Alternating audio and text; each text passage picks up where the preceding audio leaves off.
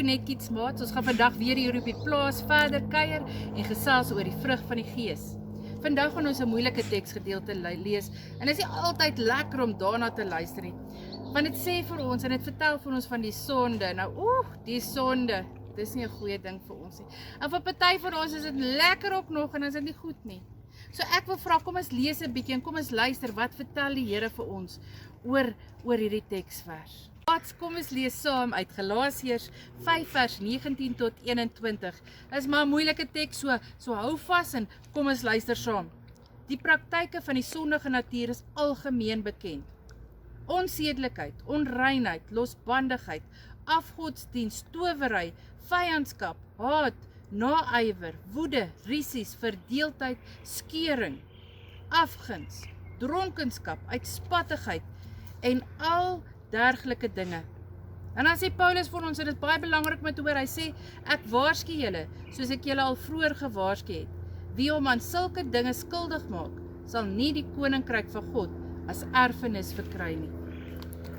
Nou maat, ons het gister met mekaar gepraat oor hierdie klein saadjie wat groter word as 'n plantjie en wat groter word en groter word. Maar daar's baie keer een probleem. Dis die sonde. Daai sonde is nie 'n lekker ding nie. Paulus het 'n klomp voorbeelde vir ons genoem. Maar sonde, weet jy wat doen sonde? Sonde is hierdie klein plantjie wat hier voor ons is. Sonde kom en God se doel is dalk dat hierdie plant so groot word soos een van die groot plante. Maar sonde kom en dan terwyl hierdie plantjie groei, dan kom breek hy af dit wat God al klaar gemaak het. En hy gooi dit sommer weg. Ag nee, dis nie mooi nie, want hierdie plantjie, kyk 'n bietjie na hierdie plantjie, hy sal weer groei.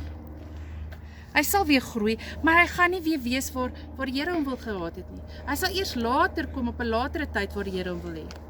Sonde is ook soos hierdie plant, julle sal sien, hy het mooi groot geword, maar daar is 'n bietjie probleem, hy het 'n bietjie kleiner ingekrimp, want ons sien, hier's allerhande onkruid, wat 'n mens moet uithaal. Hierdie onkruid moenie wees nie. Sies man, meeste van hierdie plante het glad nie onkruid, maar hierdie, hy het sommer baie onkruid.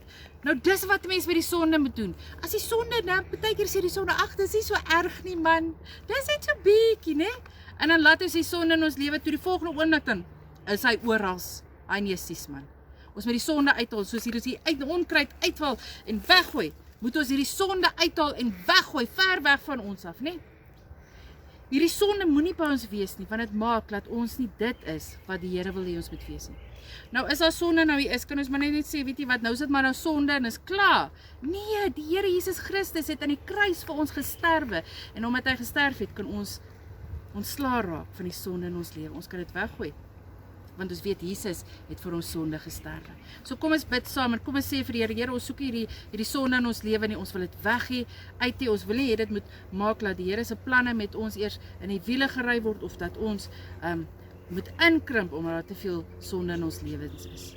So kom ons bid saam, Here, vergewe ons van ons sondes, en help ons, Here, dat ons sal uitkyk, Here, dat die sonde nie kom inkruip in ons lewens, en die plek invat wat u plek is nie.